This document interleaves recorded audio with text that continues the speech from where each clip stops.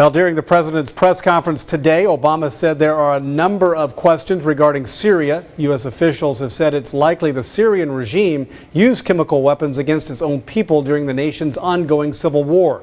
The White House has said using such weapons would cross a red line. Now pressure is mounting on the president to back up his words with action. Here's Fox's Craig Boswell. Lake Travis ISD is on high alert today after a cryptic threat was discovered on the high school campus. The superintendent notified parents that the words, "There will be blood, 42613, were found written underneath a stool in the high school library. Fox 7's Lauren Petrowski is live near Lake Travis High School with the latest on this. Lauren? At noon. Good afternoon, I'm Greg Kerr. Lawmakers on the Senate Transportation Committee put off voting on a bill that would ban texting and driving.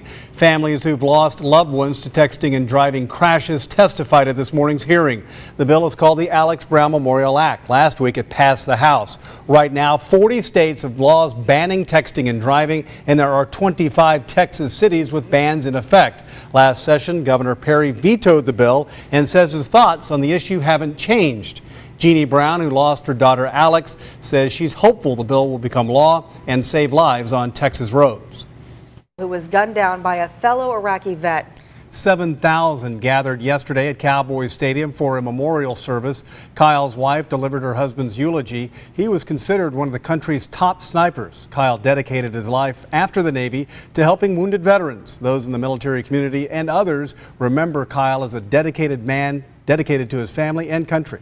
Kyle's burial procession makes its way this morning from North Texas to the Texas State Cemetery here in East Austin. Fox 7's Ann Wyatt Little is there. Good morning to you, Ann Wyatt. Well, good morning, Greg. Well, here's a live look at Bourbon Street in New Orleans at 4:50 on your Fat Tuesday. A lot of people milling around, still celebrating or about to celebrate Fat Tuesday, the final day, the end of the carnival season known as Mardi Gras. Well, are you a James Bond fan? If you are, you can add to your collection with the latest installment, Skyfall. It's out on DVD this week. Fox's Ashley Dvorkin takes a look at what's new in entertainment. News Edge at noon. Good afternoon, I'm Greg Kerr. President Obama says Americans have not been terrorized by the attacks in Boston. He admires the public's reaction to the bombing, saying people are tough, generous, realistic, and Americans have reacted the same way after other deadly attacks. A convicted serial killer is speaking out. Elmer Wayne Henley has spent nearly 4 decades behind bars for participating in the killings of teenage boys in Houston during the early 70s. It was known as the Houston Mass Murders. Henley followed another man, and they together were responsible for nearly 30 known killings. Fox 7's Lauren Petrowski spoke with Henley inside an East Texas prison. At noon. Good afternoon, I'm Greg Kerr. Parents at Bedichek Middle School in South Austin have been notified about a report of a masked man in a white van trying to lure a student inside that vehicle. Fox 7's Lauren Petrowski is live in South Austin now with more on this developing story. Lauren? This is the Fox 7 News Edge at noon. Honoring their service and sacrifice, family, friends, and fellow firefighters are in Waco today to pay their respects to the 12 men who died fighting the West Fertilizer plant fire. Good afternoon, I'm Greg Kerr. In 2 hours, a memorial service begins on the campus of Baylor University. Let's bring in Fox 7's Ann Wyatt Little, who is in Waco for the service this afternoon. Ann Wyatt? Well, good afternoon, Greg. Amazing the outpouring. Thank you, Ann Wyatt. Well, police may have identified a serial rapist in Austin. 25-year-old Edgar Casas has been charged with sexual assault for an attack on Gessner Drive 3 days ago. APD released a composite sketch of the man in hopes of preventing further attacks and any additional victims coming forward. Police believe there are more victims since some women didn't come forward until after they learned police were investigating other cases.